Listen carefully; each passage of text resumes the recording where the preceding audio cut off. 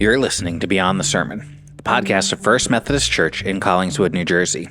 On our podcast, the goal is not just to share our sermons, but to go beyond the sermon and talk about what we're learning and what God is doing in us and in our community. The conversation you're about to join was inspired by our January 2025 sermon series, Practicing the Way, Apprenticing under Jesus' Rule of Life. In this series, we're talking about what it means to live according to the way of Jesus and the practices that can help us create space for God to transform us. You can find more information about our church at fumccollingswood.org. Thanks for joining us for this conversation.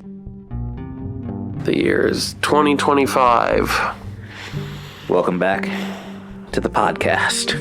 And a lot has happened. A lot has happened. In the past almost month since we've recorded.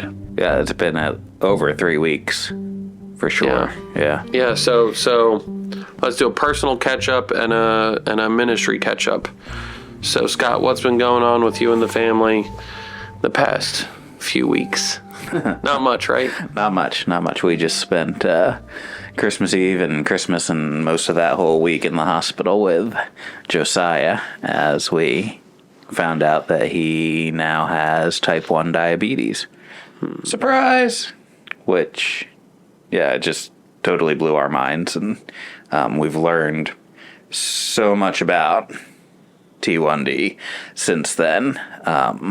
Even while we were in the hospital, we had education sessions on how to manage it and with a dietitian and all these different things just to help him thrive in the midst of that. I never had any idea that type 1 diabetes was an autoimmune disease. Oh. Is type 2 diabetes also an autoimmune? It's not. What? Yeah. So in type 2 diabetes, which is what people are more familiar with, your body, through lifestyle choices and diet and those kind of things, builds up an resistance to insulin.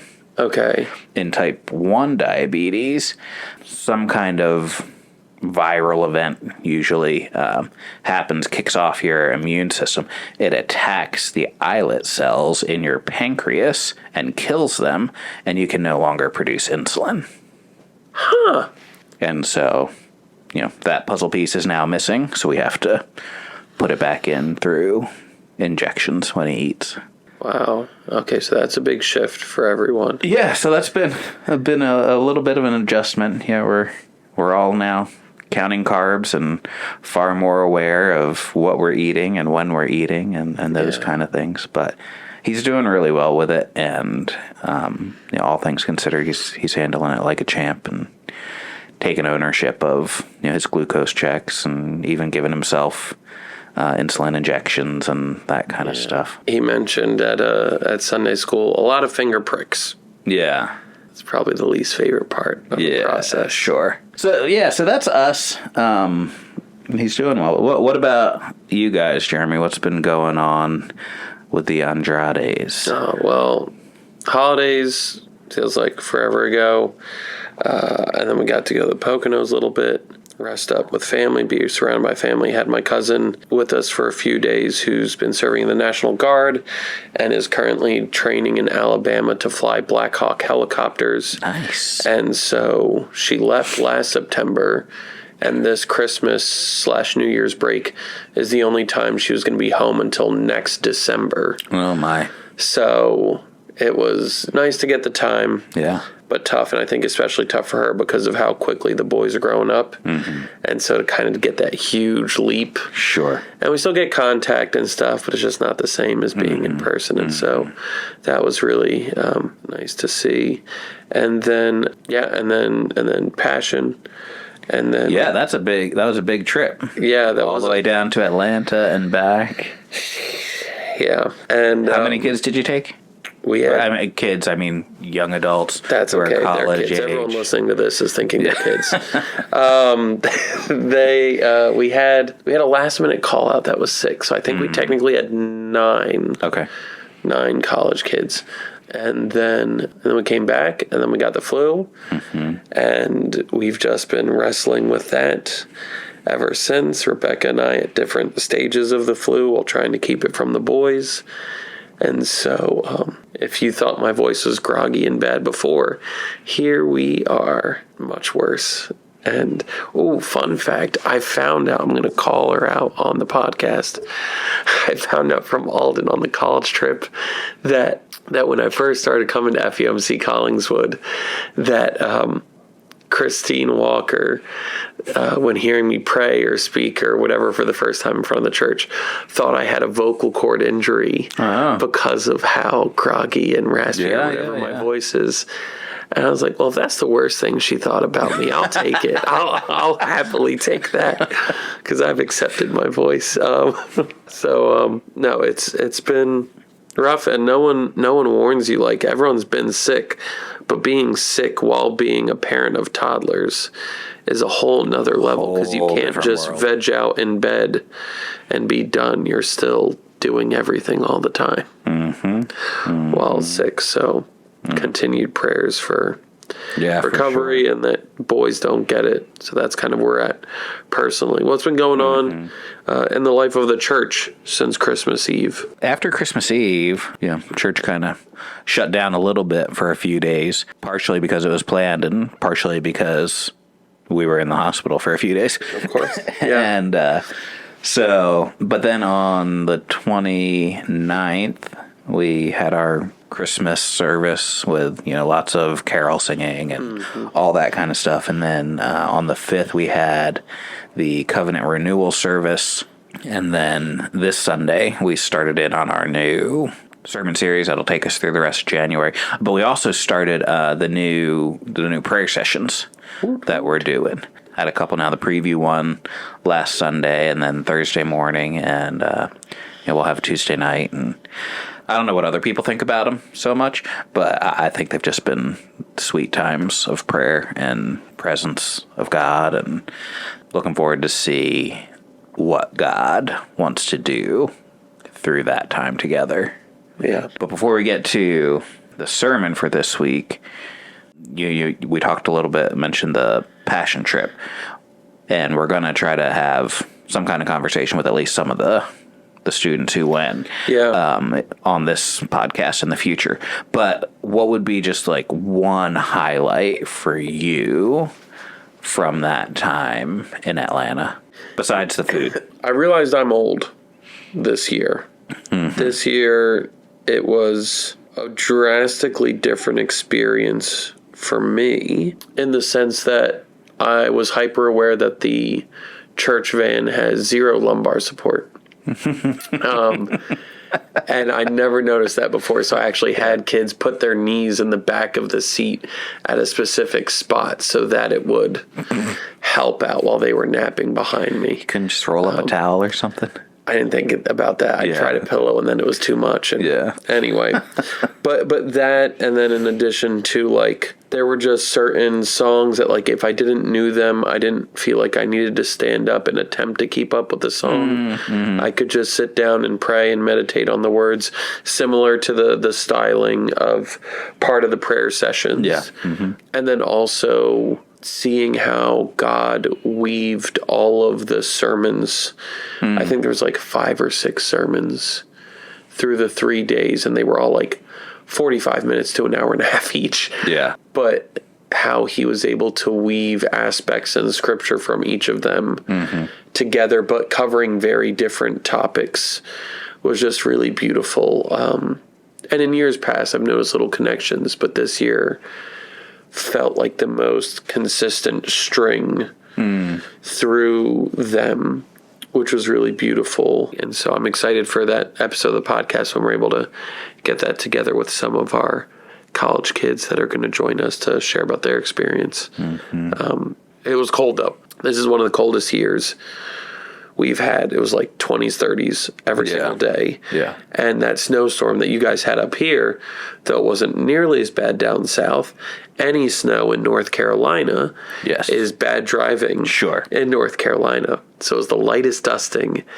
and yet people were skidding off the roads into trees. No one was near them. Nothing was really happening at all. I remember being in Jackson, Mississippi, and they got a dusting of snow overnight, and all the schools canceled. Yeah, it was horrible. So God was really with us that first night of driving, because we were landing in North Carolina in the dark with snow and with heavy fog where you couldn't see 40 feet in front of you. And so, yeah, God just really provided in that time. So it was like, I can drive in it, even in the church van. Sure. Like, I can drive in that. But every single time we had to brake, I was like, can the people behind me handle and know how to drive? And so that was more of the concern, and but God just provided through it all, and we're just so grateful for the opportunity and the experience. Awesome. How God I'm met looking us. forward to hearing from some of the other attenders. Yeah, be good. really excited. And so as we kind of lead into this week's sermon and this new sermon series, which is called Practicing the Way. Practicing the Way, I really liked how you tried to clarify the term discipleship for us and give us more of a solidified understanding of it, because it is a term that is constantly thrown around in Christianity and church. Yeah. And it's kind of this vague umbrella, and you can take what parts you like or don't like and then tell other people that theirs doesn't count as it. And Yeah, it's one of those churchy words that you can really kind of make mean whatever you want it to mean. yeah, And in different parts of the church, it means very different things. yeah, and it's such an important one, right? Jesus Sure. discipled people. He had disciples. We're called to be disciples of Christ, and we're called to disciple others. And so if we don't have a construct of what that looks like, then it just kind of muddies the water, and it doesn't give us an intentionality of what we're supposed to do as individuals, but also as the church. And so this concept of apprenticeship, I was curious, in maybe more worldly settings, have you ever been an apprentice officially or unofficially? I've never been apprenticed like by an electrician or something like that, but when we were serving with World Gospel Mission, they had a program for new missionaries that they called the Missionary Disciple Program. And so the first 2 years, that was our first term that we spent on the field, we were considered missionary disciples, and we had mentor missionaries who helped us figure out not just the culture and living in a new place, but what it means to be a missionary and all that kind of stuff. So that'd be one situation. And the second one was after we came back from being there in Uganda, some months later, got an invitation from a mentor of mine to join him in ministry at a local church here in New Jersey. That was the church we served in Mulligan Hill. And that time of being an associate pastor under him felt very similar to being in an apprenticing kind of dynamic, where he'd give me wisdom and insight. He'd, we'll get into this a little bit later in some of the series, but, this idea that in an apprenticeship, the teacher or the rabbi, in this case, would do the things, right? And the apprentice would watch, and then it would shift at some point to the apprentice doing the thing and the teacher watching, and then eventually the apprentice would be sent out as a rabbi in their own right to actually do the things, and so there's a lot of that dynamic, and being given opportunities to preach and lead in different committees and ministry contexts and that kind of stuff. And then didn't he throw you into preaching some random Sunday out of nowhere? Yes, there was one time, and God bless him, love him, but bless his heart. Yeah, one time he called me on Friday night. We were about to start a new sermon series on the 7 deadly sins, And he called me late Friday night and said, "Hey, Rambo, I've got this opportunity to go and join my daughter and watch, be present at some of the NCAA March Madness tournament." He said, "But I got to leave tomorrow and I won't be back until Monday. Can you preach? Can you do it?" All right.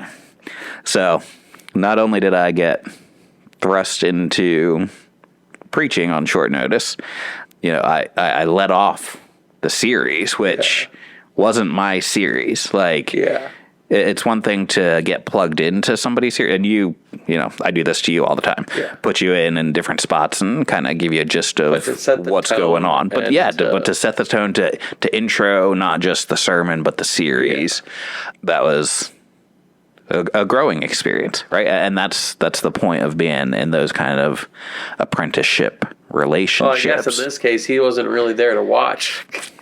I'm sure I'm sure he watched online at some point because we talked about the sermon and all that kind of stuff. And that's part of it, right? You do it and then you talk about it. You kind of dissect it a little bit. You learn from it. You get better. Yeah. So those are a couple times that kind of stick out in my mind as times that I've been. It wasn't formally an apprenticeship, but practically, it was. Any experiences like that in your? Yeah, I never had a formal apprenticeship that I can think of, though I always like to learn from people about whatever they know best. Mm. And so even if it wasn't like a continued form, I like to study under people. Like I even tried to convince a guy an upholsterer that I was trying to get a job done by, let me learn under him for a little bit because he's getting really old. He's kind of just like winding down on the jobs he's doing and whatever.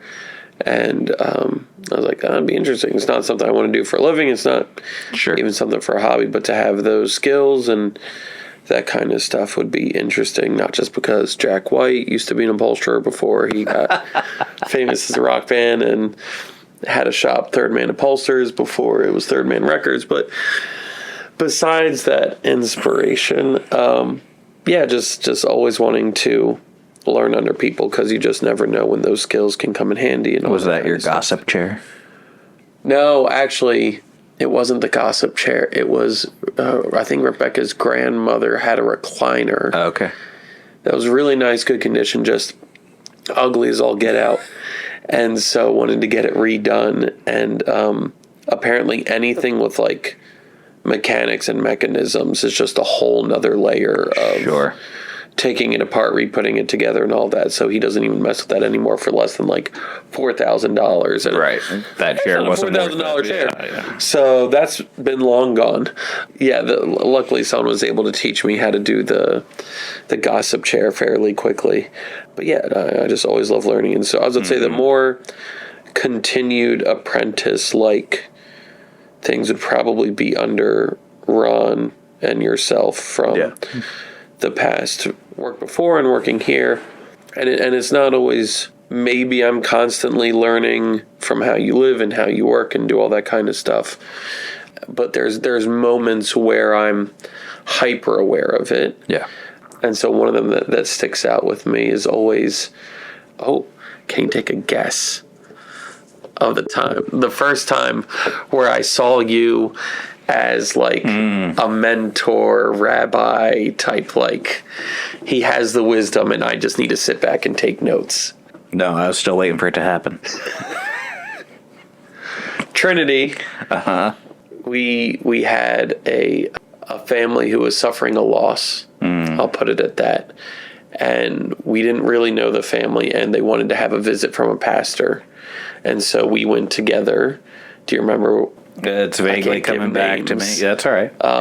And so we went and we visited this family. And I was like, I don't know what to do in this situation. I don't know how to help. I've helped with grieving families before, but this situation was very particular.